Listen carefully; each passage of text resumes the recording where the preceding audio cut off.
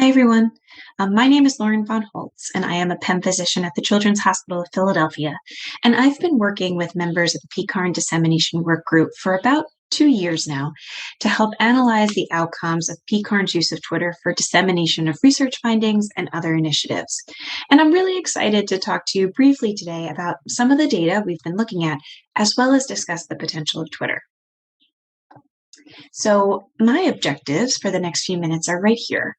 I want to get you excited about Twitter and its potential for promoting content. Then I'm going to spend some time reviewing what metrics exist for understanding how people interact with your Twitter content. And then I'm going to finish by sharing some of the metrics that PCARN has gathered for the year 2021. All right, so let's get started.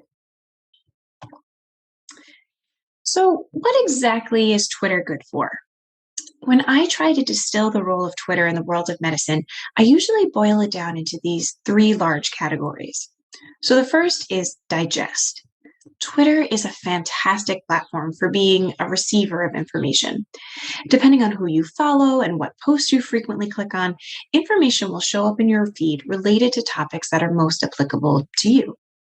You can sit back, receive, read, and digest some information as more of a passive observer. You just sponge up that information that's distributed by others. And you'll continue to receive and digest information in this manner as long as you're participating in the platform.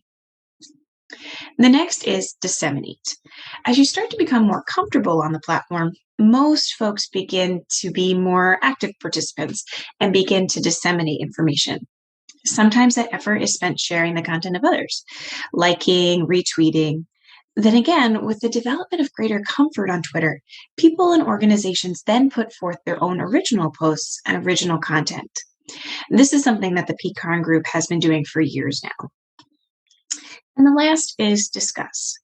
Now, while there is certainly a limit to the amount of information and the nuance of information that can be provided within 280 characters, Twitter is an excellent platform to discuss ideas, share opinions, and to have more of an interactive, real-time discussion about topics that are, important to you.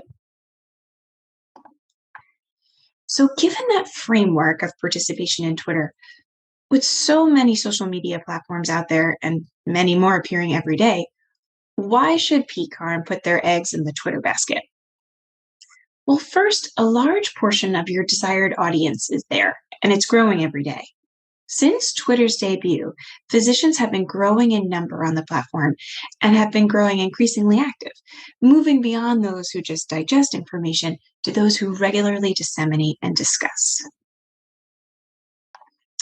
Now, these slides were taken from a report that was focused on oncologists, but the main takeaway points are here. The number of physicians on Twitter is growing, just like I said. And additionally, it reaches beyond physicians to APPs, nurses, pre-hospital providers, and many other individuals directly involved in healthcare. And as you can see here, global participation is high and also growing. And beyond having the audience already present for you and in an easily accessible public forum, Twitter allows you to be an active participant in the distribution of your own research. It allows you to push out and highlight your own work rather than waiting for a press release from a journal or for someone to find it as part of a literature search.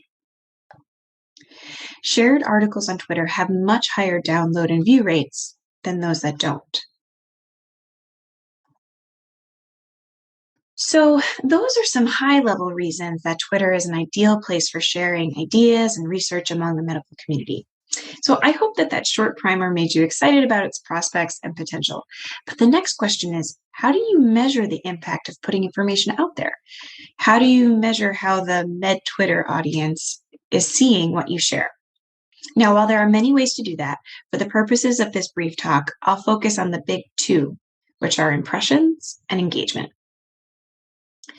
I like to think of impressions as sort of a general sense of the reach of your tweets. To get specific, impressions are a measure of the total number of times a tweet has been seen.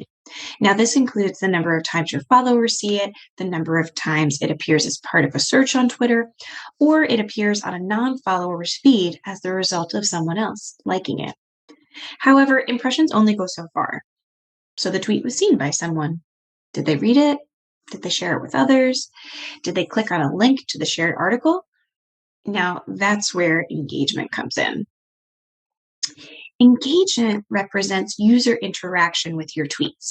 This includes liking, retweeting with a comment, commenting on it, clicking on a link, watching the attached video, opening a shared picture, or going to your Twitter profile as a result of seeing the tweet. And this is also looked at in terms of the engagement rate. Twitter calculates this by dividing the total number of the specific type of engagement by the number of impressions received by the tweet. And Twitter itself provides analytics as a part of your account. Most of the data I'll present today was generated by Twitter itself, but there are additional proprietary paid subscriptions that you can get to look at your data in greater detail, help schedule your tweets, examine your follower demographics, etc. We utilize TweetsMap as a part of our work, but there are a lot of other options out there. So without further ado, let me share some of pCurrent's data. So one of the greatest drivers of both impressions and engagement are having a substantial number of followers. I'm excited to say that the pCurrent Twitter account has had a consistent upward growth of followers. Since April just finished, I haven't had a chance yet to incorporate April metrics. But as you can see here, every month we've had new followers. And while the number isn't shared on this graph, in calendar year 21, the profile averaged about 50 to 55 new followers a month. And with this follower pool, there was traffic that was driven to the Twitter page, where people then had the opportunity to scroll through posts and further look at information that was shared. And while the extreme variability seen here was heavily influenced by months with more high impact tweets, in calendar year 2021, the profile averaged over 1,000 visits a month. And that's a trend that's been increasing this current calendar year. Then there are the impressions. Now remember, impressions are the total number of times a tweet was seen. And these numbers here are in thousands. So each month, these tweets are generating tens of thousands of views, which is pretty impressive. It's a pretty impressive reach if you think about the reach of, typical lectures that you may give. Then there's engagement per month, which in my personal opinion is where the money is. I want people not only to read, but to interact with the tweet. I want them to click on the article because the tweet was enticing.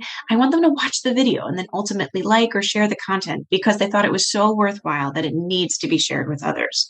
So here you can see most of our engagement comes in the form of clicking on links or media or liking the tweet, which are the orange and yellow lines respectively. And while my personal N on this is 3, the pCurrent account, another professional account I manage, and my personal account. The trend of likes and clicks being the most common engagements for people on Twitter is a pretty consistent theme. And in general, retweets and comments are much lower on the list of how people engage. So that was my whirlwind tour through Twitter. So what's next? Really, our imagination is really the limit. But one thing is definitely for certain. Like most things, the more you put into it, the more you get out of it. The more we collectively engage with the account, the greater the impact of information we choose to disseminate. That's all. Thank you very much.